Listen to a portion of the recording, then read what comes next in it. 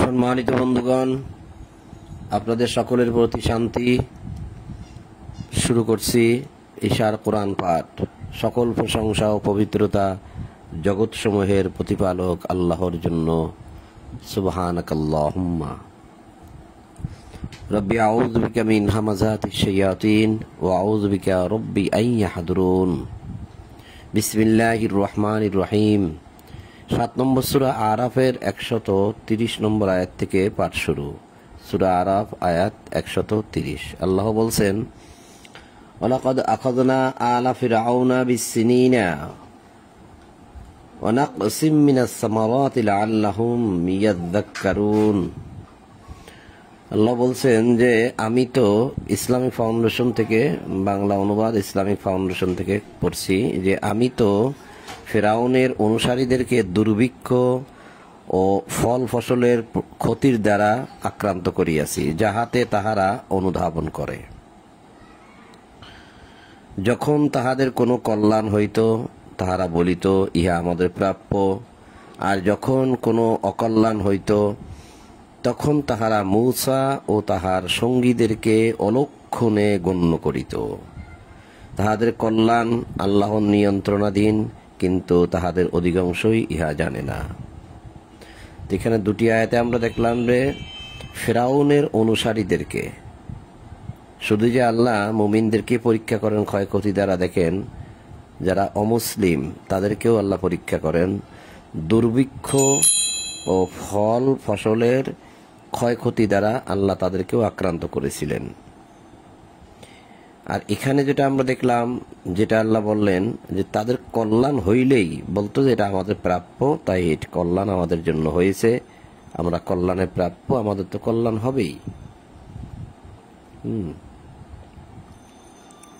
আর যখন কোনো অকল্যাণ হইত, তখন তাহারা মূসা ও তাহার সঙ্গীদেরকে অলক্ষণে গণ্য করিত।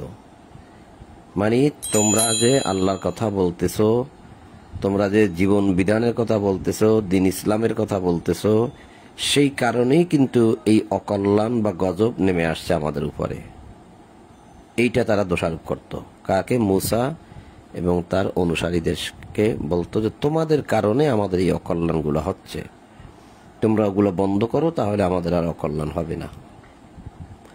এখনো আমাদের মধ্যে কিন্তু এরকম একটা প্রচলন আছে, আমরা মানুষকে দোষারোপ করে থাকি যে তোমার কারণে আজকে আমার এই অবস্থা হয়েছে, এরকম বলি। অথবা অমুকের সাথে যদি আমি না যাইতাম তাহলে এই বিপদে আমি পড়তাম না। আমরাও কিন্তু এরকম বলে থাকি, কিন্তু এগুলো ঠিক না। তো যখনই তাদের কোনো অকল্যাণ হইতো, কোনো সমস্যা হইতো, তখন তারা বলতো যে এই মূসা আর তার অনুসারীরা এই আমাদের দেবদেবীর পূজা করে না, সেজন্য আজকে এই অবস্থা। তার মানে এখন তাদেরকে সেখান থেকে হত্যা করতে হবে, বহিষ্কার করতে হবে, তাহলে আমাদের দেবদেবীরা খুশি হবে, তাহলে আমাদের উপরে কল্যাণ চলে আসবে। এইরকম চিন্তা ভাবনা তাদের মধ্যে ছিল। তাহারা বলিল, আমাদেরকে জাদু করিবার জন্য তুমি যে কোনো নিদর্শন আমাদের নিকট পেশ করো না কেন, আমরা তোমাতে বিশ্বাস করিব না। যাই কিছু করো না কেন, আমরা আর বিশ্বাসী নই।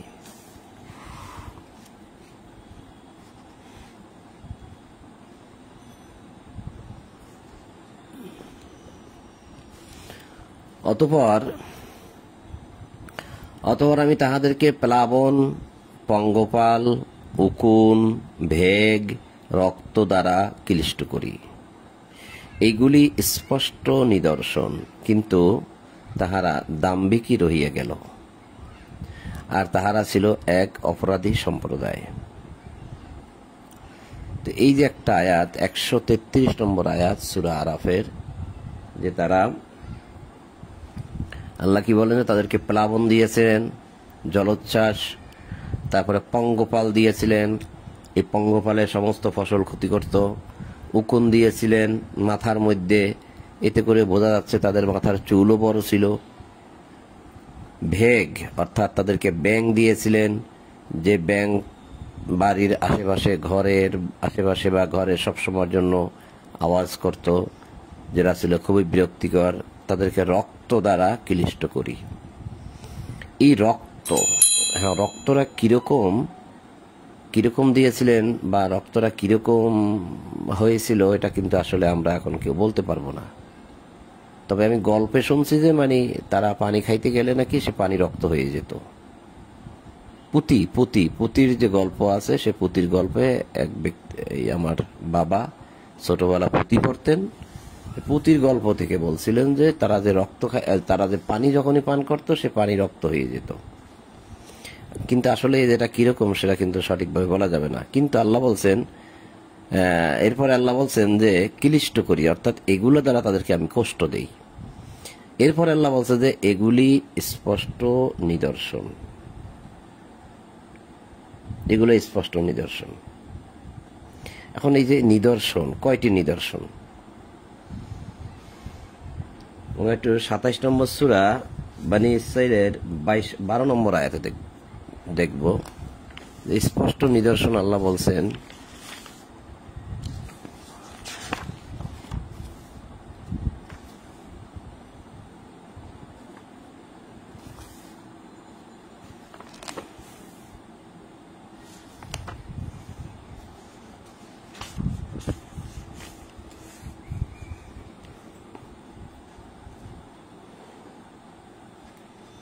এটি হচ্ছে ২৭ নম্বর সূরা নামল, আয়াত 12। আল্লাহ বলছেন যে এবং তোমার হাত, মূসাকে আল্লাহ বলতেছেন তোমার হাত তোমার বগলে রাখো, ইহা বাহির হইয়া আসিবে শুভ্র নির্মল অবস্থায়। তুমি হাত বগলে রাখো, যখন বগল থেকে হাত বের করবে দেখবে তোমার হাত সাদা হয়ে গেছে। ইহা ফিরআউন ও তাহার সম্প্রদায়ের নিকট আনিত 9টি নিদর্শনের অন্তর্গত, উহারা তো সত্যত্যাগী সম্প্রদায়। তো ২৭ নম্বর সূরা নামলের 12 নম্বর আয়াতে আমরা দেখলাম যে আল্লাহ ফিরআউন ও তাহার সম্প্রদায়ের নিকট আনিত 9টি নিদর্শনের অন্তর্গত একটি নিদর্শন হচ্ছে হাত বগলে রাখা। তোমার হাত তোমার বগলে রাখো, ইহা বাহির হইয়া আসিবে শুভ্র ও নির্মল অবস্থায়। শুভ্র অর্থ সাদা, সাদা হয়ে আসবে। 9টি নিদর্শনের একটি নিদর্শন হচ্ছে হাত সাদা হয়ে যাবে। তাহলে 9টি নিদর্শন, আনিত 9টি নিদর্শন। আর এখানে আমরা যেটা পড়তেছিলাম 7 নম্বর সূরা আরাফের 133 নম্বর আয়াতে আল্লাহ বলছেন যে ইহা সুস্পষ্ট নিদর্শন, এইগুলি স্পষ্ট নিদর্শন। সেটা কি? একটা হচ্ছে প্লাবন, পঙ্গপাল, উকুন, ভেগ, এই 4টি, রক্ত একটি, 5টি। এখানে কিন্তু 5টি নিদর্শনের কথা বলা আছে। তারপরে আমরা ২৭ নম্বর সূরা নামলের 12 নম্বর আয়াত থেকে দেখলাম হাত বগলে রাখলে একটি নিদর্শন হয়, তাহলে 6টি হয়ে গেল, 6টি। তারপরে মূসার যে লাঠি, সেই লাঠিও কিন্তু একটি নিদর্শন। হ্যাঁ, তারপরে কয়টি হলো? 7টি। আল্লাহ বললেন ইহা 9টি নিদর্শনের একটি, তাহলে আমরা পেলাম 7টি। আচ্ছা, আমরা কিন্তু কোরআনে পড়েছি যে মূসা এবং মূসার সম্প্রদায়কে আল্লাহ সমুদ্র পার করাইছেন, পার করান নাই, এবং ফিরআউন সম্প্রদায়কে সমুদ্রে নিমজ্জিত করেছেন। তাহলে সেটি একটি নিদর্শন। তাহলে হয়ে যায় 8টি নিদর্শন, 8টি নিদর্শন।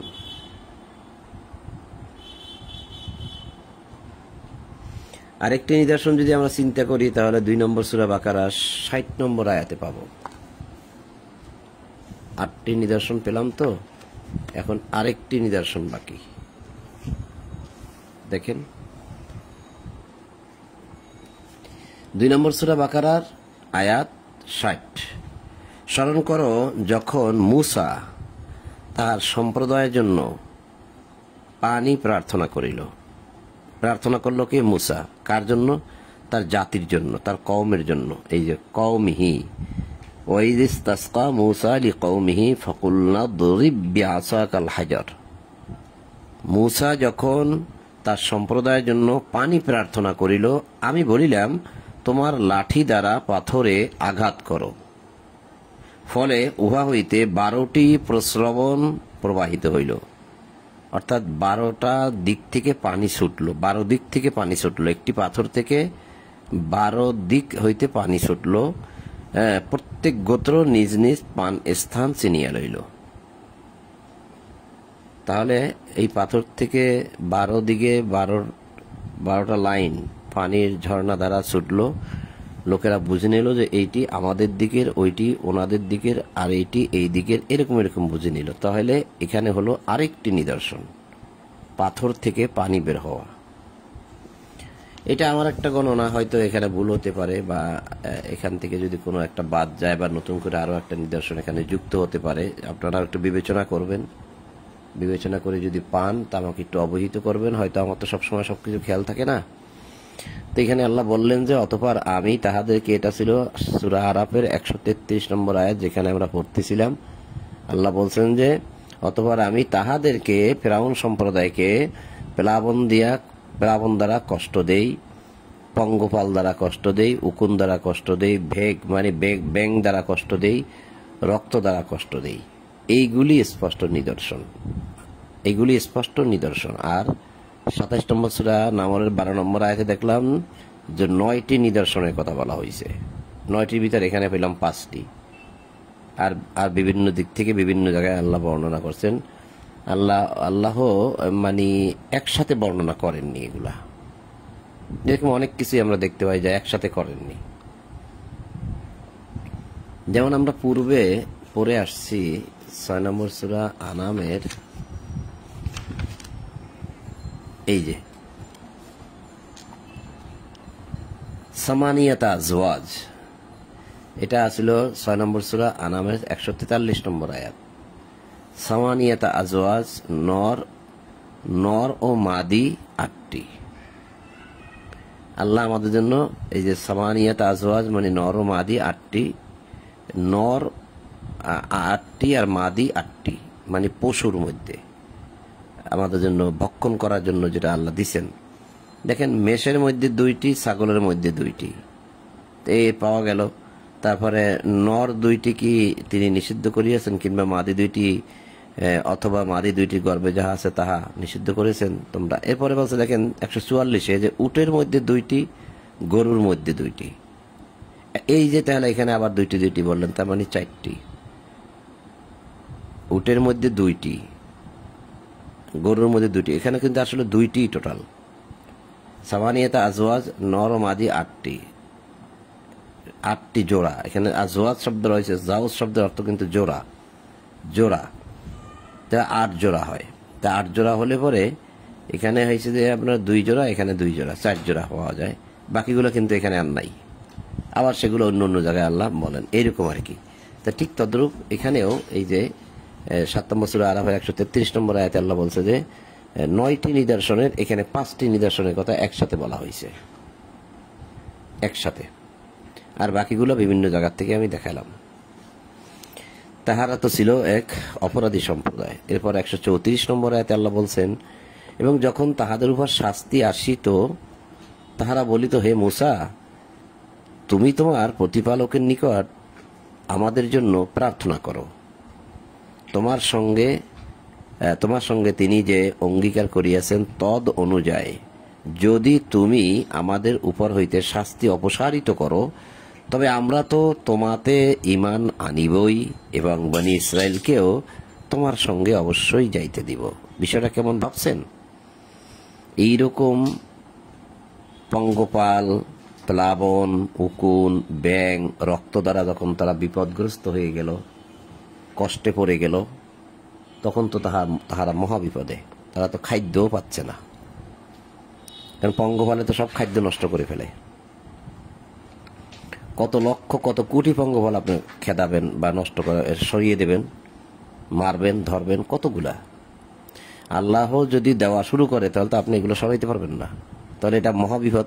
এই মহাবিপদ থেকে উদ্ধার পাওয়ার জন্য আবার মূসার সঙ্গে কথা বলতে চায়, লিয়াজু করতে চায় যে মূসা, তুমি আল্লাহকে বলো এগুলা যদি সে সরাইয়া দেয়, তাহলে আমরা ঈমান আনবো। দেখেন, ফেরাউন কিন্তু বুঝতো, জানতো যে আল্লাহ আছে। তুমি তোমার প্রতিপালকের নিকট আমাদের জন্য প্রার্থনা করো। সে নিজে করবে না, আর একজনকে দিয়ে প্রার্থনা করাবে। তো সে যদি এগুলা যদি তুমি আমাদের উপর হইতে শাস্তি অপসারিত করো, এই বিপদ যেগুলো আসছে এগুলো যদি সরিয়ে দাও, তাহলে তবে আমরা তো তোমাতেই ঈমান আনিব এবং বনি ইসরায়েলকেও তোমার সঙ্গে অবশ্যই যাইতে দেব। তাহলে মুসার একটি ক্ষমতা আছে যে তার সাথে আল্লাহ আছে, আল্লাহ তার সাথে কথা বলেন, ওহী আসে তার উপরে। এটা কিন্তু তারা জানতো যে মুসার বিশাল একটা পাওয়ার আছে, যেহেতু তার রবের সাথে তার সংযোগ আছে, যোগাযোগ আছে, এটা সে বুঝত। আমি যখন তাহাদের উপর হইতে শাস্তি অপসারিত করিতাম এক নির্দিষ্ট কালের জন্য, মানে কিছুদিনের জন্য, যাহা তাহাদের জন্য নির্ধারিত ছিল, তাহারা তখনই তাহাদের অঙ্গীকার ভঙ্গ করিত। ওই যে বলেছিল যে আমরা তোমাতে ঈমান আনব, ঈমান আনে নাই, বনি ইসরায়েলকেও আর সারে নাই। তাহলে তারা কি করত? অঙ্গীকার ভঙ্গ করিত। সুতরাং আমি তাহাদেরকে শাস্তি দিয়েছি এবং তাহাদেরকে অতল সমুদ্রে নিমজ্জিত করিয়াছি, কারণ তাহারা আমার নিদর্শনকে অস্বীকার করিত। বি আয়াতিনা ওয়া কানু আনহা গাফিলিন, এবং এই সম্বন্ধে তাহারা ছিল গাফিলিন, মানে গাফেল। বিআন্নাহুম কাযযাবু বিআয়াতিনা, আমাদের আয়াতগুলোকে তারা অস্বীকার করত, মিথ্যা প্রতিপন্ন করত। ওয়া কানু আনহা গাফিলিন, তারা ছিল সে বিষয়ে গাফেল, অমনোযোগী। যে সম্প্রদায়কে দুর্বল গণ্য করা হইত তাহাদেরকে আমি আমার কল্যাণপ্রাপ্ত রাজ্যের পূর্ব ও পশ্চিমের উত্তরাধিকারী করি এবং বনি ইসরায়েল সম্বন্ধে তোমার প্রতিপালকের শুভবাণী সত্যে সত্যে পরিণত হইল, যেহেতু তাহারা ধৈর্য ধারণ করিয়াছিল। এখানে যে একটা বিষয় আমরা পেলাম যে ওয়ারাসনাল কওমাল্লাযীনা কানু ইস্তাদআফুনা মাশারিকাল আরদি ওয়া মাগারিবাহা। মাশারিকাল আরদি ওয়া মাগারিবাহা অর্থাৎ মাশরিক এবং মাগরিব, অর্থাৎ পূর্ব এবং পশ্চিমের। ইস্তাদআফুনা, তাদেরকে আল্লাহ উত্তরাধিকারী করেন। কাকে? যেই সম্প্রদায়কে ফেরাউন দুর্বল গণ্য করেছিল কোনো এক সময়, তাদেরকে আল্লাহ পূর্ব হইতে পশ্চিমের রাজত্ব দেন, উত্তরাধিকারী দেন। ক্রমে ক্রমে তাহারা পৃথিবীর বিভিন্ন স্থানে ছড়িয়ে যান, বিভিন্ন স্থানে গিয়ে আল্লাহর বিধান, আল্লাহর বাণী প্রচার করতেন এবং তারা বিভিন্ন জায়গায় থাকতেন এবং বিভিন্ন জায়গায় রাজ্য পরিচালনা করতেন। এই বাক্য দ্বারা যে ইস্তাদআফুনা মাশারিকাল আরদি, এখানে মানে মাগারিবাহাল লাতি বারাকনা ফিহা, তাদেরকে আল্লাহ সেভাবে কল্যাণ প্রাপ্ত করেছিলেন এই পূর্ব হইতে পশ্চিম পর্যন্ত। ইস্তাদআফুনা, যাদেরকে দুর্বল গণ্য করা হইতো তাদেরকে তোমার বনি ইসরায়েল সম্বন্ধে তোমার প্রতিপালকের শুভবাণী সত্যে পরিণত হইল, যেহেতু তাহারা ধৈর্য ধারণ করেছিল। তা আমাদের মধ্যে আসলে ধৈর্য নাই। আল্লাহ কিন্তু এখানে বারবার ধৈর্যের বিষয়টা দেখাচ্ছেন আমাদেরকে। তারা ধৈর্য ধারণ করিয়াছিল, আর ফেরাউন ও তাহার সম্প্রদায়ের শিল্প এবং যেসব প্রাসাদ তাহারা নির্মাণ করিয়াছিল তাহা ধ্বংস করিয়াছি, আল্লাহ ধ্বংস করে দিছে সেগুলো। আর আমি বনি ইসরায়েলকে সমুদ্র পার করাইয়া দেই। এই যে নিদর্শন 5টি ওখানে পেলাম, সেই 5টির মধ্যেই আরেকটি 6টি হয় এখানেই, যে আমি তাদেরকে বনি ইসরায়েলকে সমুদ্র পার করাই। অতঃপর তাহারা প্রতিমা পূজায় রত এক জাতির নিকট উপস্থিত হয়। ভাবার বিষয় হচ্ছে, মূসা এই বনি ইসরায়েলকে আল্লাহর কিতাব দ্বারা উপদেশ দিতেন। তো উপদেশ দিতেন, মূসার সঙ্গে তারা ঈমান আনলো। মূসা এবং তার কওম জাতি একসাথে যখন চলা শুরু করলেন, আর ফেরাউনের সম্প্রদায়রা মূসার সম্প্রদায়কে ধাওয়া করলেন। তো যখন ধাওয়া করলেন মূসার সম্প্রদায় সামনে চলে গেল, পাইল নদী, এই নদীর উপর দিয়া মানে রাস্তা হয়ে গেল, অর্থাৎ পানি সরে গেল, রাস্তা হয়ে গেল। কিরকম একটা বিপদ, যেখানে পিছনে ফেরাউন সম্প্রদায় যারা ছিল শক্তিশালী সম্প্রদায়, তারা ধাওয়া করতেছে। এখন আপনি যে সামনে পাইলেন নদী, এখন যাবেন কোথায়? যাওয়ার তো কোনো পথ নাই। তা আল্লাহ কত বড় একটা অলৌকিক কেরামতি, অলৌকিক কুদরত যেটা আল্লাহ সেখানে কাজ করেছেন। কি সেটা? পানি সরিয়ে দিলেন, রাস্তা হয়ে গেল, তারা সমুদ্র পার হয়ে ওই পারে চলে গেল। এই দৃশ্য যদি বর্তমানে পৃথিবীতে কেউ দেখে, কোনো মানুষ দেখাইতে পারে, আমার মনে হয় সেই মানুষকে সবাই মানবে। তাহলে এই মানুষগুলা মুসাকে মানার কথা না, মুসা যা বলে তাই শোনার কথা না। আর তারা নিজের চোখে দেখলো, ওই পারে যখন উঠলো, যে ফেরাউন সম্প্রদায় ঠিক এই জায়গার থেকে আসতেছিল, আর সঙ্গে সঙ্গে পানি আর পানি দুই পাশে ছিল না, সমস্ত পানি মিলিত হয়ে গেল। ফেরাউন এবং ফেরাউনের সম্প্রদায় পানিতে ডুবলো, তারা হাবুডুবে খেয়ে মারা গেল। এই দৃশ্যগুলো তারা ওই পারে গিয়ে তারা দাঁড়িয়ে দাঁড়িয়ে দেখল। যাই হোক, তারা ওই পারে গিয়ে মুসাকে বলতেছে, কি বলতেছে এই আয়াতটা সেটাই খেয়াল করেন, যে আর আমি বনি ইসরায়েলকে সমুদ্র পার করাইয়ে দেই, অতঃপর তাহারা প্রতিমা পূজায় রত এক জাতির নিকট উপস্থিত হইল। প্রতিমা পূজা এখানে বলা হয়েছে আলা আসনামিল লাহুম। আসনাম, আসনাম শব্দটা হয়েছে সনম। সনম শব্দের অর্থ রয়েছে প্রতিমা। দেবতাকেও বলে, প্রতিমাকেও বলে। এখানে আবার ইলাহান শব্দ আছে, এটা হচ্ছে সনম। তো তারা সেই সনম পূজা বা প্রতিমা পূজায় রত এক জাতির নিকট উপস্থিত হইল।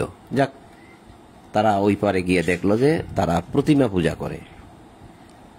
তাহারা বলিল, সেই মুসার জাতি বলিল, হে মুসা, তাহাদের দেবতাদের ন্যায় এই যে আল্লাহ না ইলাহান, তাদের যে ইলাহা, ওই যে সনম, ওই যে আসনাম, সনম, প্রতিমা, এটাকে তারা বলতেছে ইলাহ।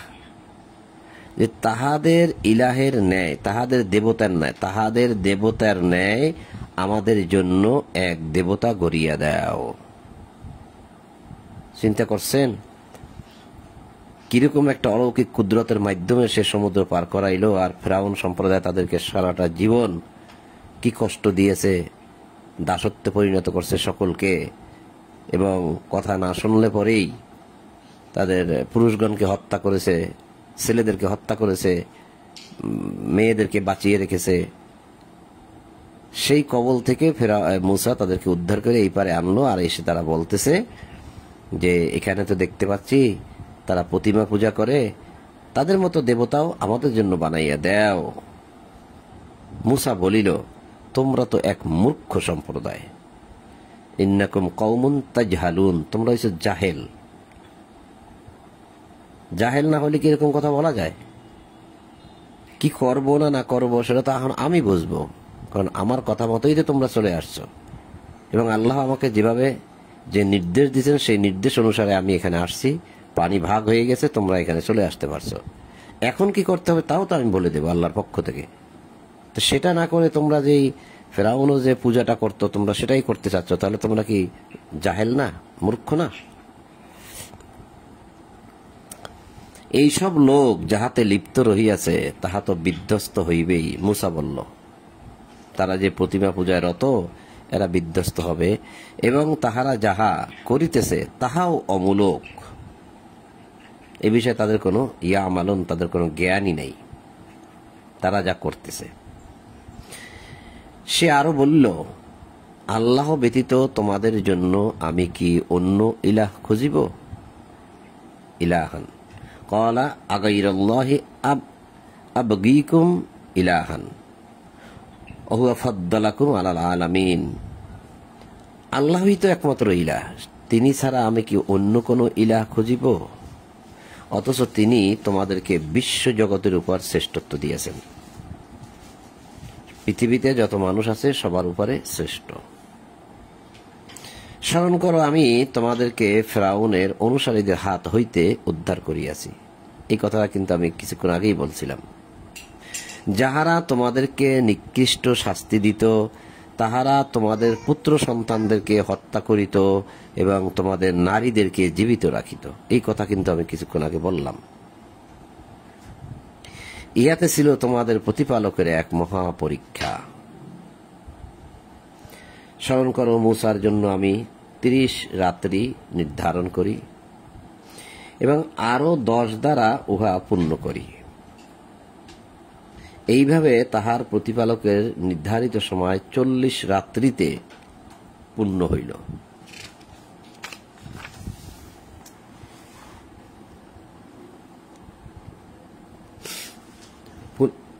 রাত্রিতে পূর্ণ হয় এবং মূসা তাহার ভ্রাতা হারুনকে অর্থাৎ তার ভাই হারুনকে বলিল, আমার অনুপস্থিতিতে আমার সম্প্রদায়ের মধ্যে তুমি আমার প্রতিনিধিত্ব করিবে। অর্থাৎ আমি আল্লাহর সঙ্গে কথা বলার জন্য যাচ্ছি, তা আমি যতদিন না আসবো ততদিন তুমি আমার এই সম্প্রদায়কে দেখে রাখবে, সবার কর্তৃত্ব করবে তুমি, প্রতিনিধিত্ব করবে তুমি। এখানে বলা হয়েছে হারুনাখ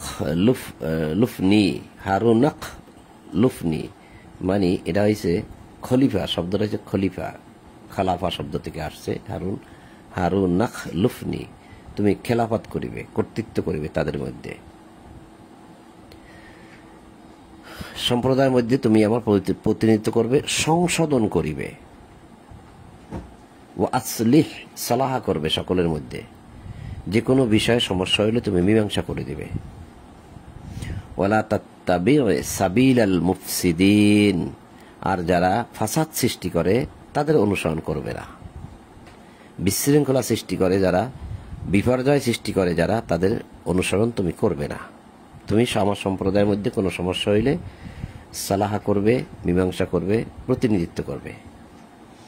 মূসা যখন আমার নির্ধারিত স্থানে উপস্থিত হইল, আল্লাহ বলতেছেন, তাহার প্রতিপালক তাহার সঙ্গে কথা বলিলেন এবং সে বলিল, হে আমার প্রতিপালক, আমাকে দর্শন দাও। হে আমার প্রতিপালক, আমাকে দেখা দাও। কলা, এই যে কলা, মূসা বলল, রব্বি আরিনি, হে আমার রব, আমাকে দেখা দাও। আরিনি, আমাকে দেখা দাও। আনজুর ইলাইকা, আমি তোমাকে দেখব। কলা লান তারানি ওয়ালাকিনিনজুর ইলাল জাবাল, আল্লাহ বললেন যে কলা লান তারানি, তুমি বরং পাহাড়ের দিকে দৃষ্টি দাও। হে আমার প্রতিপালক, আমাকে দর্শন দাও, মানে দেখা দাও, আমি তোমাকে দেখিব। তিনি বলিলেন, তুমি আমাকে কখনোই দেখবে না, দেখতে পাইবে না, তুমি বরং পাহাড়ের প্রতি লক্ষ্য করো, উহা স্বস্থানে স্থির থাকিলে তবে তুমি আমাকে দেখবে। যখন তাহার প্রতিপালক পাহাড়ে জ্যোতি প্রকাশ করিলেন, ফালাম্মা তাজাল্লা রাব্বাহু লিল জাবাল, এই জাবালের উপরে যখন তাজাল্লি নিক্ষেপ করলেন, জ্যোতি নিক্ষেপ করলেন, তখন উহা পাহাড়কে চূর্ণ বিচূর্ণ করিল,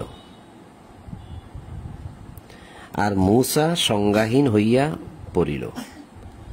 দাক্কা জালাহু দাক্কান অখাররা, এই খররা শব্দের অর্থই কিন্তু পড়ে যাওয়া।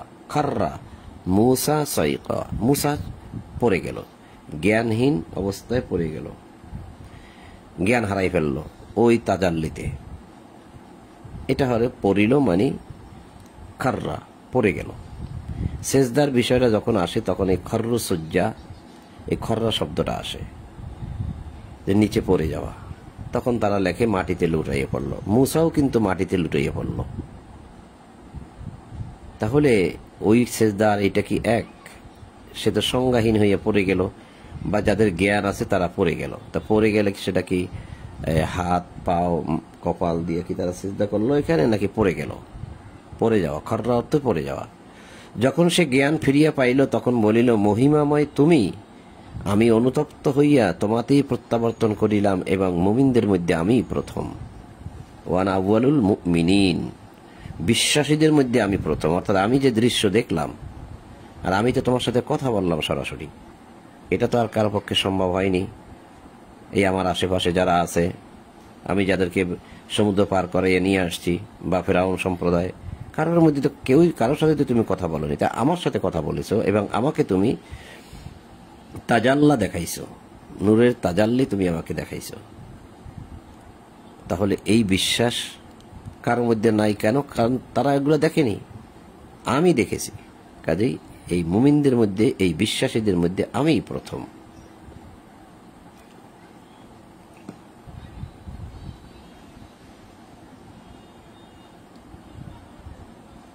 আমরা পূর্বে পড়ে আসছি যে একটা কথা, অনেকেই বলেন যে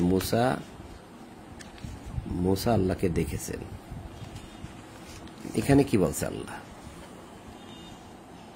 মুসা যদি আল্লাহকে দেখে থাকে, তাহলে এখানে আল্লাহ কি বলছেন? দৃষ্টি অবধারণ করিতে পারে না, কিন্তু তিনি অবধারণ করেন সকল দৃষ্টিকে, এবং তিনি সূক্ষ্মদর্শী, সম্যক পরিজ্ঞাত। লা তুদরিকুল আবসার ওহুয়া ইউদরিকুল আবসার ওহুয়াল লাতীফুল খবীর। কোন দৃষ্টি আল্লাহকে দেখতে পারবে না, এবং সকল দৃষ্টিকে আল্লাহ দেখতে পান। দৃষ্টি তাহাকে অবধারণ করিতে পারে না। এটা অবধারণ করা মানে দেখা, এই আবসার অর্থাৎ দৃষ্টি। তাহলে আল্লাহকে কেউ দেখতে পারবে না, আল্লাহ সবাইকে দেখতে পারবেন। এই আয়াতের অর্থ যখন এটা ঠিকই আছে, আমরাও পড়লাম, বুঝলাম, তাহলে আমি কি করে বলতে পারি যে মুসা আল্লাহকে দেখছে? মুসা যদি আল্লাহকে দেখে থাকে, তাহলে এই আয়াত বাতিল হয়ে যায়। কারণ আল্লাহই তো বলছেন দৃষ্টি তাহাকে অবধারণ করিতে পারে না। কোনো দৃষ্টি, কোনো চোখ আল্লাহকে দেখতে পারে না, পাবে না, কিন্তু তিনি সকল দৃষ্টিকে দেখেন। তাহলে মুসা আল্লাহকে দেখছে বলে সেটা কিন্তু এই আয়াত থেকে প্রমাণ হয় না। আরো একটি আয়াত দেখাই আপনাদেরকে।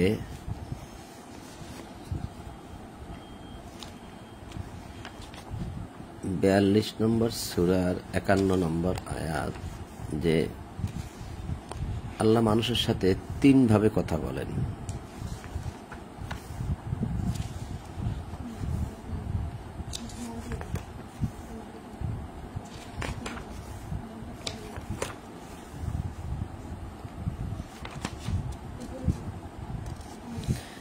বিয়াল্লিশ নম্বর সূরা সূরা আয়াত 51। আল্লাহ বলছেন, মানুষের এমন মর্যাদা নাই যে আল্লাহ তাহার সঙ্গে কথা বলবেন।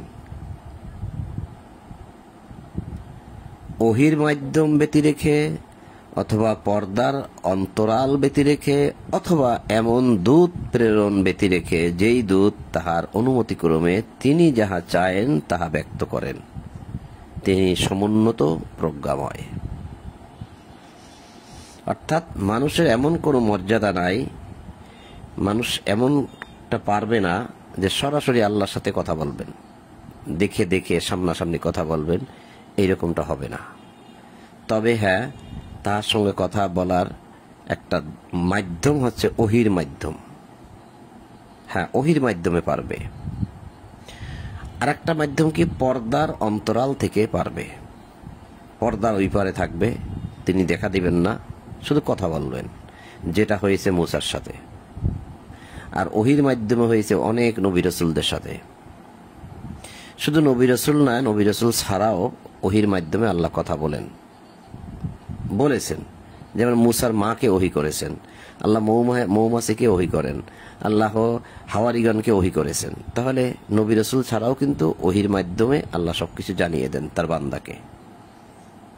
তাহলে এক ওহির মাধ্যমে, এই যেখানে বলা হয়েছে যে ইউকাল্লিমাহুল্লাহ, অর্থাৎ আল্লাহ কারোর সাথে কালাম করেন না, কথা বলেন না, ইল্লা ওয়াহয়ান, ওহি ছাড়া, আও মিন ওয়ারাই হিজাব, কোন হিজাবের অন্তরাল থেকে, মানে পর্দার অন্তরাল থেকে। আও ইউরসিলা রাসূলান ফায়ুহিহি বিইذনিহি। তাহলে আমরা এখানে দেখতে পেলাম কি, যে ওহির মাধ্যমে তার কথা বলেন, এবং পর্দার অন্তরাল থেকে কথা বলেন অথবা কোনো দূত প্রেরণ করেন। দূত মানে রাসূল, রাসূল প্রেরণ করেন, সেই রাসূলের প্রতি যে ওহী বার্তা আল্লাহ পাঠান সে এগুলোর মাধ্যমে জনগণকে সবকিছু জানিয়ে দেন। যে ইউরসিলা রাসূলান ফায়ুহিয়া, রাসূলদের মাধ্যমে তিনি ওহীর মাধ্যমে কথা বলেন। তার তিনটা বিষয়, একটা ওহী, আর একটা হচ্ছে পর্দার অন্তরাল, আর একটা হচ্ছে রাসূল। এই তিনটি ব্যতি রেখে আল্লাহ কারোর সাথে আর কথা বলেন না। এখন যদি কেউ দাবি করে যে সরাসরি যে রাসূলুল্লাহকে মুসা নবী আল্লাহকে দেখেছেন, কথা বলেছেন, তাহলে এটা কিন্তু সম্পূর্ণ ভুল হয়ে যায়, এটা কিন্তু রং হয়ে যায়, এটা কিন্তু মেনে নেওয়া যায় না।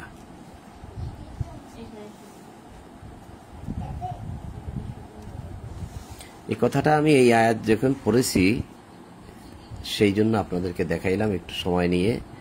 এখানে মুসা বললেন যে ক্বালা রব্বি আরিনি আনজুর ইলাইকা, আমার রব তুমি আমাকে দেখা দাও, আমি তোমাকে দেখব। আল্লাহ বললেন ক্বালা লান তারানি, তুমি আমাকে দেখবেই না, তুমি আমাকে কখনোই, এই যে আমাকে দর্শন দাও আমি তোমাকে দেখব। তিনি বলিলেন তুমি আমাকে কখনোই দেখিতে পাইবে না, কোনো অবস্থাতেই তুমি আমাকে দেখতে পাবে না, এই যে কখনোই দেখিবে না।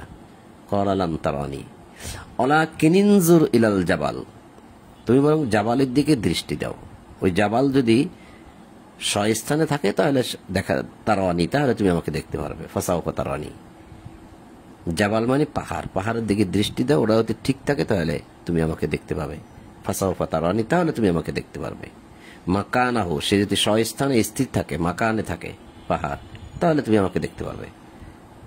ফালাম্মা তাজাল্লা রাব্বাহু লিল জাবাল, তার রব যখন জাবালের উপরে তাজাল্লি নিক্ষেপ করলেন, জাআলাহু দাক্কান আকাররা মুসা সাইকা, তখন মুসা কি করলো, জ্ঞানহীন হয়ে, মানে জ্ঞানহীন কি বলে, অজ্ঞান হয়ে যায় না মানুষ, অজ্ঞান হয়ে পড়ে গেল। তাহলে এখন কারণ এই কথাটা এই জন্য একটু বড় করলাম, সময় নিলাম, কারণ অনেক মানুষ বলে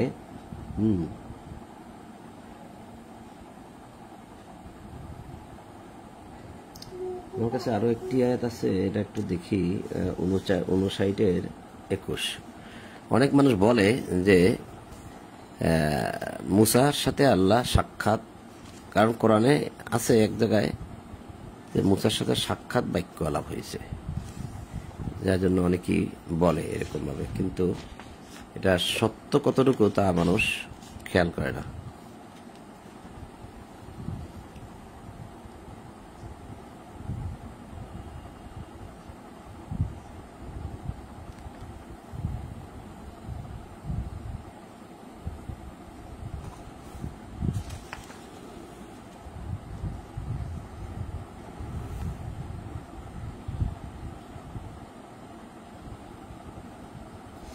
যাক, এটা ভিন্ন প্রসঙ্গে চলে যাবে, এখানেও জাবাল শব্দ দ্বারা মানি কোরআনের। তা আমরা চলে যাই আর একদিকে চলে যাই। এখন 7 নম্বর সূরা আরাফের আমরা 145 পর্যন্ত পড়েছি, তারপরে এখন আমরা যাচ্ছি এখন 146। আল্লাহ বলছেন, পৃথিবীতে যাহারা অন্যায়ভাবে দম্ভ করিয়া বেড়ায় তাহাদের দৃষ্টি আমার নিদর্শন হইতে ফিরাইয়া দেব। আন আয়াতি, আমার আয়াত থেকে তাদের দৃষ্টি ফিরাই দেব।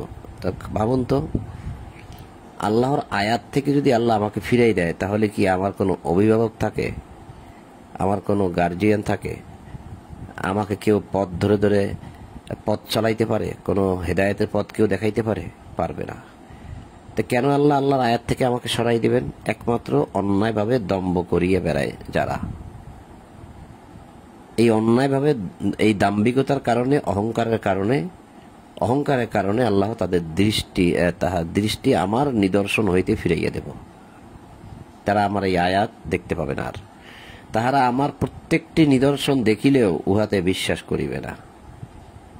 এখানে বলা হয়েছে ওয়া ইয়ারাউ কুল্লা আয়াতিন লা ইউমিনুনা বিহা, ওয়া ইয়ারাউ কুল্লা, যত রকম আয়াত আছে, যত রকম নিদর্শন আছে আমার, সব যদি দেখে, লা ইউমিনুনা বিহা, তারপরেও তারা তাতে বিশ্বাস করবে না। ওয়া ইয়ারাও সাবিলার রশদি সাবিলার রুশদি লা ইয়াত্তাখিযুহু সাবিলা, তাহারা সৎপথ দেখিলেও উহাকে পথ বলিয়া গ্রহণ করিবে না। এখন তো সৎপথ কিতাব, এই কিতাব তো আমরা প্রচার করি, পড়ে শোনাই, নিজেরা পড়ি, অনেক মানুষকে শোনাই, এবং অনেক মানুষ আছে যারা এই কিতাবকে মানল না। সৎপথ তাদের কাছে আমরা নিয়ে গেলাম, কিন্তু তারা মানল না। কেন মানল না? তারা অহংকারী, তারা দাম্ভিক। এখানে বলাই হয়েছে ইয়াতাকাব্বারুনা ফিল আরদ, যারা পৃথিবীতে তাকাব্বার করে, অর্থাৎ পৃথিবীতে অন্যায়ভাবে চলে, দাম্ভিকতা করে, অহংকার করে। এই অহংকারের কারণে আল্লাহ তাদের থেকে আয়াত সরিয়ে নেন। আয়াত যখন সরিয়ে নেয় তখন আর তারা কিছুই বিশ্বাস করতে পারে না। এখন আপনি আমি যতই এই কিতাবের বাণী, এই যে সাবিল আর রুশদি, আপনি সঠিক পথ লা ইয়াত্তাখিযুহু সাবিলা দেখাইলেও তারা সে পথটাকে আর কখনোই সঠিক পথ বলে মনে করে না।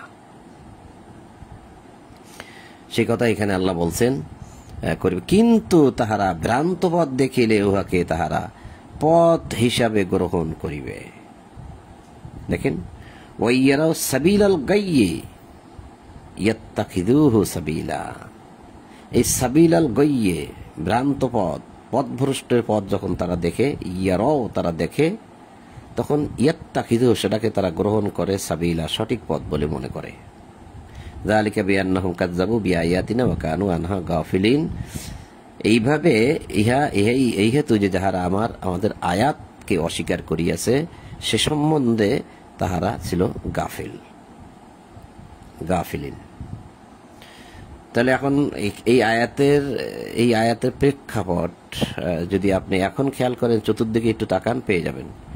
যারা এই দম্ভ করে, অহংকার করে, তারা কিন্তু দেখেন আর কোনো কিছু খুঁজে পায় না। আর যারা এই কিতাবটা পড়ে, সম্মানিত উপস্থিতি বন্ধুগণ, খেয়াল করুন তো, যারা এই কিতাবটা পড়ে, আপনার আমার জানা মতে যারা এই কিতাবটাকে মানে, পড়ে, তাদের মধ্যে ওইরকম অহংকার আছে কিনা দেখেন তো, একটু লক্ষ্য করেন তো। সামান্য একটুখানি থাকলে থাকতে পারে ভিন্নভাবে, কিন্তু এখানে আল্লাহ যেটা বলছে, যারা পৃথিবীতে অন্যায়ভাবে দম্ভ করিয়া বেড়ায়, তাকাব্বার করে বেড়ায় ফিল আরদে, পৃথিবীতে, সেরকম আছে কিনা দেখেন তো, পাবেন না। তাহলে যারা এভাবে করে, তাদের কাছ থেকে আল্লাহ তার আয়াতকে, নিদর্শনকে সরিয়ে নেন। ফলে তাহারা ভ্রান্ত পথ দেখলে মনে করে এটাই সঠিক পথ। তো দেখেন, আপনি আমার আশেপাশে তাকিয়ে দেখেন, তারা যে পথটাকে আছে, সে পথটা কিন্তু আসলে ভ্রান্ত পথ। তারা কি মনে করতেছে? এটাই ভালো, এটাই ভালো। আমরা যে পথে আছি, আমাদের বাপদাদারা যে পথে ছিল, এই পথটাই ভালো। আল্লাহ বললেন কি, তারা ভ্রান্ত পথ দেখিলে সেটাকে সঠিক পথ বলে গ্রহণ করে নেয়। তো এই আয়াতের সাথে কিন্তু আপনি চতুর্দিকের মানুষের সাথে মিলাইতে পারবেন।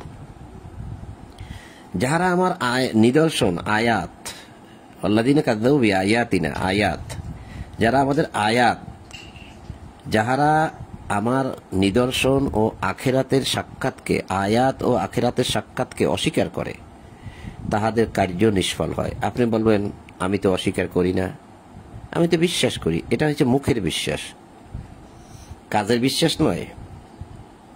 কাজের বিশ্বাস যদি হয়, তাহলে আপনাকে পালন করতে হবে, পালন করে দেখাইতে হবে যে আমি এটা বিশ্বাস করি। যতক্ষণ আপনি পালন করবেন না, ততক্ষণ পর্যন্ত আপনি অস্বীকারী। আল্লাহ বলছেন, যারা আমার আয়াত ও আখিরাতকে অস্বীকার করে, তাহাদের কাজ নিষ্ফল হয়ে যাবে।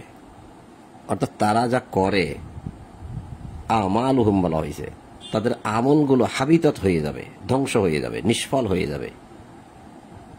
যারা আমাদের এই আয়াতগুলোকে বিশ্বাস করে না, অলিকাই আখিরা, আখিরাতের সাক্ষাৎকে যারা বিশ্বাস করে না, হাবিতাত আমালুহুম, তাদের আমলগুলো সব ধ্বংস হয়ে যাবে, নষ্ট হয়ে যাবে।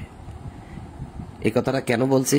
এই যে তারা তো মনে করে, তাহারা ভ্রান্ত পথ দেখিলে উহাকে তাহারা পথ হিসাবে গ্রহণ করে। তা পথ হিসাবে গ্রহণ করে যে আমলটুকু তারা করে, আল্লাহ বলছে সেগুলো সব ধ্বংস হয়ে যাবে।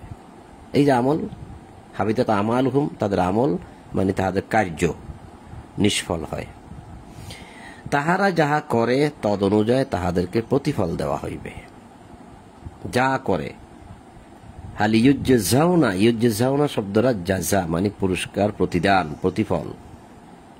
ইল্লা মা কানু ইয়ামালুন, যে আমল করে। এই যে ইয়ামালুন আমল, আর এই যে আমালুহুম আমল, দুটি আমল একই সাথে আছে। দেখেন এখানে বলছে তাহারা যাহা করে, এই করাটাই হচ্ছে আমল মানে কাজ। তারা যে আমল করে সে অনুযায়ী তাহাদেরকে প্রতিফল দেওয়া হবে। কারণ আপনি ভালো আমল করলে ভালোটা পাবেন, মন্দ আমল করলে মন্দটা পাবেন। ভালো কাজ করলে পরিণাম ভালো হবে, মন্দ কাজ করলে পরিণাম মন্দ হবে। তাহারা যাহা করে, এই যাহা করে মানে তারা যা আমল করে সেই অনুযায়ী তাদেরকে প্রতিফল দেওয়া হবে।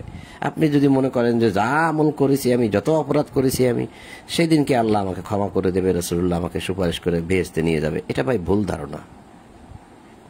এখানে আল্লাহ বলছেন যে আপনি যতটুকু করবেন ততটুকু পাবেন, আপনাকে সুপারিশ করে কি বেহেশতে নিয়ে যাবে, এরকম কথা তো আল্লাহ কোথাও কোরআনে বলেনি।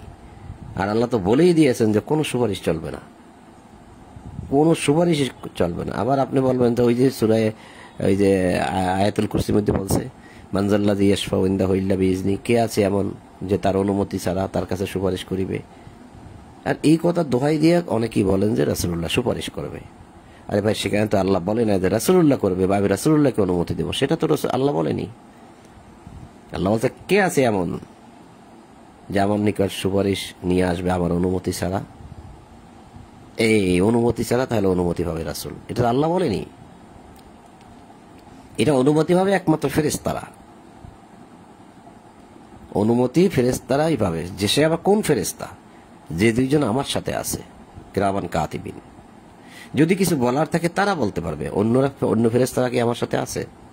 আমার অপরাধগুলো তারা দেখছে, তারা কেন বলবে? আপনার সাথে দুইজন আছে, আমার সাথে দুইজন আছে, এরকম সবার সাথেই তো দুইজন করে আছে। তা অনুমতি পাবে তারা যদি কিছু বলার থাকে, যে প্রভু এর সাথে আমি সারা জীবন চলেছি, সে কথা আল্লাহ কোরআনে বলেছে। আমি লম্বা হয়ে যাবে দেখছি দিকে যাচ্ছি না, যে অনুমতি পাবে ফেরেশতারা, মানে ফেরেশতারা। 148 বলা হয়েছে, আল্লাহ বলছে মুসার সম্প্রদায় তাহার অনুপস্থিতিতে নিজেদের অলংকার দ্বারা, ওই যে এই যে আমরা পড়লাম না,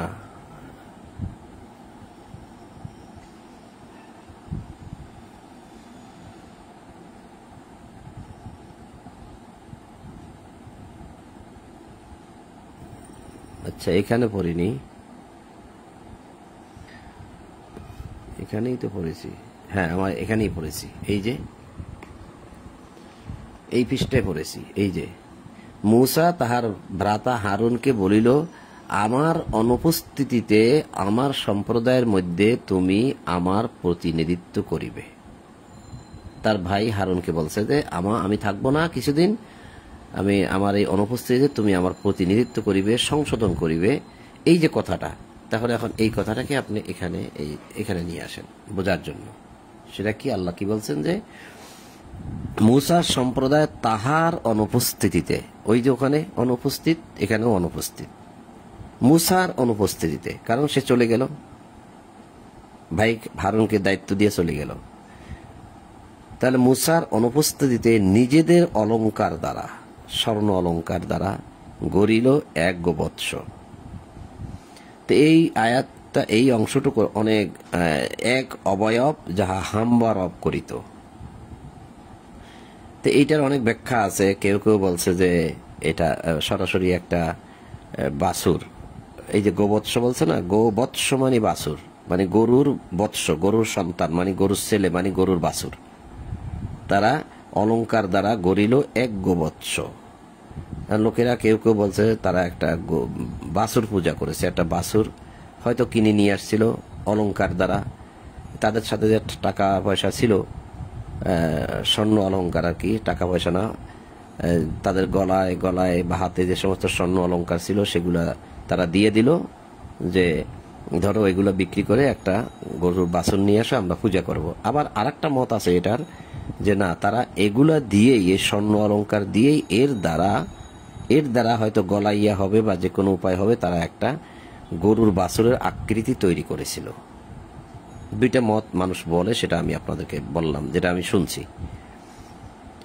যে তারা যে একটা আকৃতি তৈরি করলো, কি করলো, যে তারা ওই বাছুরটা কি করে, তারা এমন একটা সিস্টেম চালু করছিল, হয়তোবা লোকেরা যেটা বলে, যা শুধুমাত্র বলতে পারে হাম্বা রব। যেমন গরুর ডাকটাও কিন্তু হাম্বা বলে যেরকম ডাকে না, সেরকম। তা শুধু এইটাই পারে, আর কিছু বলতে পারে না। আল্লাহ বললেন যে যা তারা গরুর গোবৎস তৈরি করিল, এক অবয়ব তৈরি করলো, যাহা হাম্বা রব করিত। তাহারা কি দেখিল না যে উহা তাহাদের সঙ্গে কথা বলে না? শুধু হাম্বা করে ডাক দিলেই কি হয় নাকি? তারা কি দেখে না যে ওইটা তাদের সাথে কথা বলে না? তাহাদেরকে পথও দেখায় না। তাহারা উহাকে উপাস্য রূপে গ্রহণ করিল এবং তাহারা ছিল জালিম।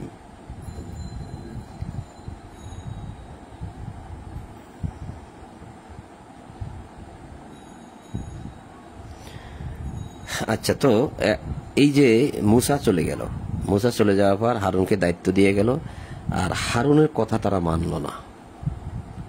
না মানারও কারণ আছে এখানে। আবার এমন একজন মানুষ আছে যে খুবই শক্তিশালী, যে ওই ইয়ার সময় ছিল, মানে ফেরাউনের আমলেও ছিল, কিন্তু মুসার সঙ্গে চলে আসছে। সবাই যে ইমান আনছে বিষয়টা সেরকম পাওয়া যায় না, এখন সেটা প্রমাণ হবে। তাহারা যখন অনুতপ্ত হইল, দেখিল যে তাহারা বিপদগামী হইয়া গিয়াছে। ওই মুসা যখন তাদেরকে ওখানে পার করায় নিয়ে আসলো, তারা বলল আমাদের জন্য মূর্তি বানাই দাও। মূর্তি তো বানাই দিল না মুসা। তারা নিজেরা একটা গরুর বাছুর পূজা শুরু করলো। তারপরে তারা ভাবলো যে না, এটা আমরা ভুল করতেছি, আমরা বিপদগামী হয়ে গিয়েছি। তখন তাহারা বলিল, আমাদের প্রতিপালক যদি আমাদের প্রতি দয়া না করেন, আমাদেরকে ক্ষমা না করেন, তবে আমরা তো ক্ষতিগ্রস্ত হইবই। লা ইল্লাম ইয়ারহামনা রব্বুনা ওয়াগফির লানা লানাকুনান্না মিনাল খাসিরিন। যদি আমাদের প্রতিপালক আমাদেরকে ক্ষমা না করেন, তাহলে আমরা ক্ষতিগ্রস্ত হয়ে যাব।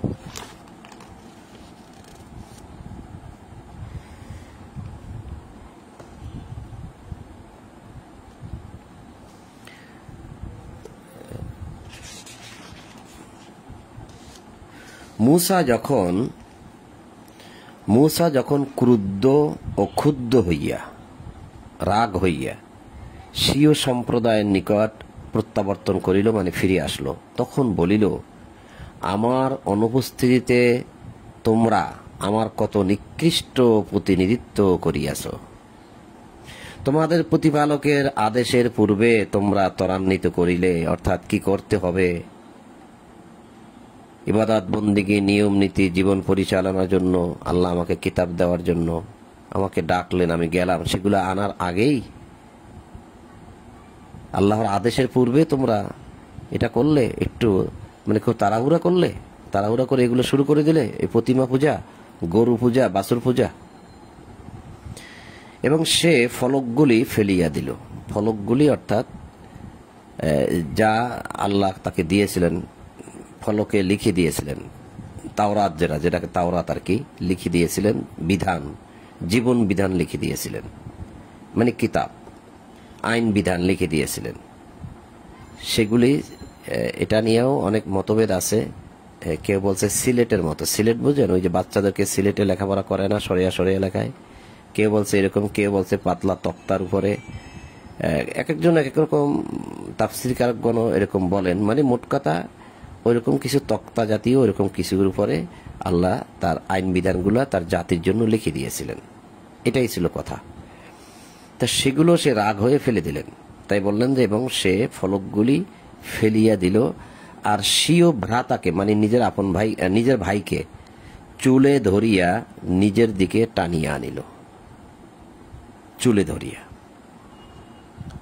তখন সে ভাই বলল, হারুন বলিল, হে আমার সহোদর, হে আমার ভাই, লোকেরা তো আমাকে দুর্বল মনে করিয়াছিল এবং আমাকে তো প্রায় হত্যা করিয়াই ফেলিয়াছিল। মানে আমার কথা কেউ তো মানেই নাই, মানে এক কোনায় কোণঠাসা করে রেখেছে আমাকে, এবং আমি যদি কথা বলি মানে আমাকে মেরেই ফেলবে তারা, এরকম অবস্থা করেছে।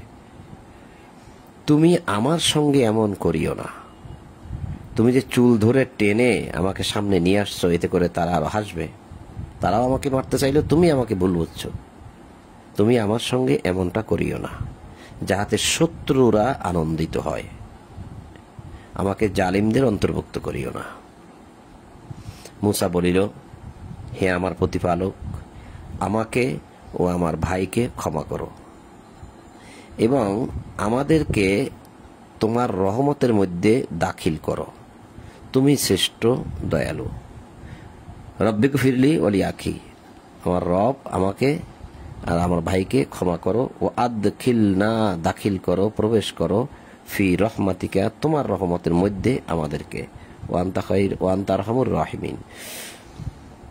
যাহারা গোবৎসকে উপাস্যরূপে গ্রহণ করিয়াছে, পার্থিব জীবনে তাহাদের উপর তাহাদের প্রতিপালকের ক্রোধ ও লাঞ্ছনা আপতিত হইবেই, আর এইভাবে আমি মিথ্যা রচনাকারীদেরকে প্রতিফল দিয়া থাকি।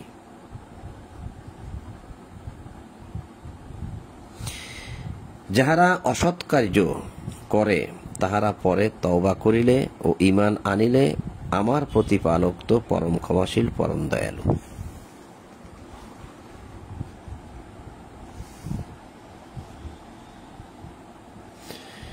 মূসার ক্রোধ যখন প্রশমিত হইল, রাগ যখন কমে গেল, তখন সে ফলকগুলি তুলিয়া লইল, ওই তক্তাগুলি তুলিয়া নিল। যাহারা তাহাদের প্রতিপালককে ভয় করে তাহাদের জন্য উহাতে যাহা লিখিত ছিল তাহাতে ছিল পথ নির্দেশ ও রহমত। আমি এই জন্যই বলছিলাম সে ওই ফলক বা তক্তায় আইন বিধান লিখে দিয়েছিলেন, এই যে যাহা উহাতে লিখিত ছিল। স্পষ্ট। মূসা স্বীয় সম্প্রদায় হইতে, মূসা নিজের সেই কওমের মধ্যে হইতে, কওমাহু সাবঈনা রাজুলান, মূসা তার নিজের কওম হইতে 70 জন লোককে আমার নির্ধারিত স্থানে সমবেত হওয়ার জন্য মনোনীত করিল। খেয়াল করেছেন? 70 জন আমার নির্ধারিত স্থানে, যে মূসা তোমার কওম থেকে 70 জন লোক নিয়ে এখানে আসবে। তাহারা যখন ভূমিকম্প দ্বারা আক্রান্ত হইল, তখন মূসা বলিল, হে আমার প্রতিপালক, তুমি ইচ্ছা করিলে পূর্বেই তো ইহাদেরকে ও আমাকে ধ্বংস করিতে পারিতে।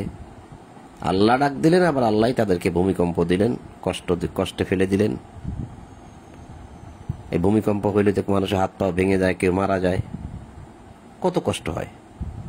মূসা বলল যে তুমি তো আগেই ধ্বংস করে দিতে পারতে। তা আমাদের মধ্যে যারা নির্বোধ, এই যে বাছুর পূজা করে আর কত কিছু করলো, সেই জন্য কি তুমি তাহারা যা করেছে সেই জন্য কি তুমি আমাদেরকে ধ্বংস করিবে? মূসা আবার বলল, ও ইহা তো শুধু তোমার পরীক্ষা, যা দ্বারা তুমি যাহাকে ইচ্ছা বিপদগামী করো এবং যাহাকে ইচ্ছা সৎপথে পরিচালিত করো। অর্থাৎ আল্লাহ ডাক দিলেন, আবার আল্লাহ কেন ভূমিকম্প দিবেন? যাব না আল্লাহর কাছে, হতে পারে না এরকম কথা। তাহলে যা দ্বারা তুমি যাহাকে ইচ্ছা বিপদগামী করো। আবার এটাও কি হতে পারে না যে আল্লাহ ভূমিকম্প দিয়ে আমাদেরকে পরীক্ষা করতেছেন এই বিপদে ফেলে, যে আমরা আল্লাহর কাছে যাবো কি যাব না, নাকি ফিরে যাব না? আল্লাহ যেহেতু পরীক্ষা করতেছেন, আমরা যাই। তাহলে যা দ্বারা তুমি যাহাকে ইচ্ছা বিপদগামী করো, পথভ্রষ্ট করো আর কি। হ্যাঁ, এই যে তুদিল্লু মানে দল্লা মানে পথভ্রষ্ট করা। যাকে ইচ্ছা তুমি পথভ্রষ্ট করো, আবার যাকে ইচ্ছা তুমি সৎ পথে পরিচালিত করো। অতাহাদি মান তাশাউ, তাহাদি মানে তুমি হেদায়েত দান করো কাউকে, এই পরীক্ষা দ্বারা। সুতরাং আমাদেরকে ক্ষমা করো, আমাদের প্রতি দয়া করো এবং ক্ষমাশীলদের মধ্যে তুমি তো শ্রেষ্ঠ। মূসা প্রার্থনা করলো। মূসা আরো বলতেছে, এখন কি বলতেছে জানেন? দেখেন, মূসা বলতেছে যে আমাদের জন্য নির্ধারিত করো দুনিয়া ও আখিরাতের কল্যাণ। নির্ধারিত করা মানে লিখে দেওয়া। এই যে অক্তুব লানা, অক্তুব মানে কাতাবা শব্দ, এটা আসছে কাতাবা শব্দ থেকে। অক্তুব মানে কাতাবা মানে লিখে দেওয়া। এই যে আমরা লিখি না, লিখে দাও। অক্তুব লানা, লানা মানে আমাদের জন্য, অক্তুব লানা আমাদের জন্য তুমি লিখে দাও। এখানে অনুবাদ দেওয়া হয়েছে নির্ধারিত করো। ফি হাজির দুনিয়া, দুনিয়ার কল্যাণ আমাদের জন্য তুমি লিখে দাও। দুনিয়াও আখিরাতের কল্যাণ। হাসানা অফিল আখিরা, দুনিয়ায় কি কি কল্যাণ আছে আমাদেরকে দিবা, লিখে দাও। আর অফিল আখিরা হাসানাত, আখিরাতের কল্যাণও আমাদের জন্য লিখে দাও। ইন্না হুদনা ইলাইকা, আমরা তোমার নিকট প্রত্যাবর্তন করিয়াছি, মানে তুমি যা বলছো সেদিকে আমরা ফিরে আসছি, এখন আমাদের জন্য লিখে দাও। আল্লাহ জবাবটা কি দিয়েছেন? সেই জবাবটা কিন্তু বাংলা অনুবাদে পুরোপুরি আসে নাই। আল্লাহ বলিলেন, আমার শাস্তি যাকে ইচ্ছা দিয়ে থাকি, যাকে ইচ্ছা দিয়ে থাকি। এটা হয় না। কেন হয় না? এই দেখেন, কলা, আল্লাহ বললেন, আযাবি, আমার শাস্তি, উসিবু বিহি, এই যে বিহি, এই মান আশাউ, এই বিহি শব্দটার অর্থ এখানে নাই। বিহি অর্থ তা দ্বারা, এটা সর্বনাম বোঝানো হয়েছে। তা সর্বনাম হইলে নামটা কি? এটা যদি প্রোনাউন হয় তা নাউনটা কোথায়? নাউনটা হচ্ছে এই যে অক্তুবলানা, লিখে দাও আমাদের জন্য দুনিয়ায় হাসানা, কল্যাণ, অফিল আখিরা, আখিরাতের কল্যাণ। এই দুইটা কল্যাণ আমাদের জন্য লিখে দাও। আল্লাহ বলল, উহা দ্বারা, ওই কল্যাণ দ্বারা আমি যাকে ইচ্ছা তাকে শাস্তি দিই। যেটা তুমি চাইছো ওটা যদি আমি দেই, তাহলে ওটার দ্বারা আমি তোমাদেরকে শাস্তি দেব। বুঝে আসছে কিনা দর্শক? যারা শুনছেন আমার কথা খেয়াল করবেন। এখানে দেখেন, কলা আযাবি, আল্লাহ বললেন যে আমার আযাব, উসিবু বিহি মান আশাউ, উসিবু বিহি, যে আমি আমার শাস্তি দিয়ে থাকি, বিহি তা দ্বারা, মান আশাউ, যাকে ইচ্ছা। তাহলে কল্যাণ চাইলে কিন্তু কল্যাণ দ্বারা আল্লাহ শাস্তি দেন। এই বিষয়টা মাথায় রাখবেন। আপনি বলেন তাহলে রব্বানা আতিনা ফিদ দুনিয়া পড়া যাবে না? পড়বেন না কেন? পড়েন, কিন্তু তার পরের আয়াতটা ফলো করেন। সেখানে কিন্তু বলা হয়েছে যে সে যতটুকু অর্জন করবে ততটুকু পাবে। ক্ষমা নাই সেখানে, ক্ষমা কিন্তু নাই। বিশাল গবেষণা করছি আমি ওটা নিয়ে, ক্ষমা নাই। আপনি রব্বানা আতিনা পড়বেন, দুইটাই চাইবেন। আল্লাহ বলছে, ঠিক আছে, দুটোটাই তোমাকে দিলাম, এখন তোমাকে সবকিছু দিয়ে দিলাম, পৃথিবীতে টাকা পয়সা, ধন দৌলত, পাজেরো গাড়ি সব দিয়ে দিলাম। ওগুলা দিয়ে তুমি আরামায়েশ করতে করতে আর কতটুকুই বা কল্যাণ, মানে পরকালের জন্য কল্যাণ লাভ করতে পারবেই না। সামান্য কিছু যদি অর্জন করো, উলাইকা লাহুম নাসিবুম মিম্মা কাসাবু, তোমার নসিবে যতটুকু থাকবে ততটুকুই তুমি পাবে। ওখানে কিন্তু আল্লাহ তাকে যে ক্ষমা করবেন, রহমত দেবেন, সেরকম কিছু বলা হয়নি।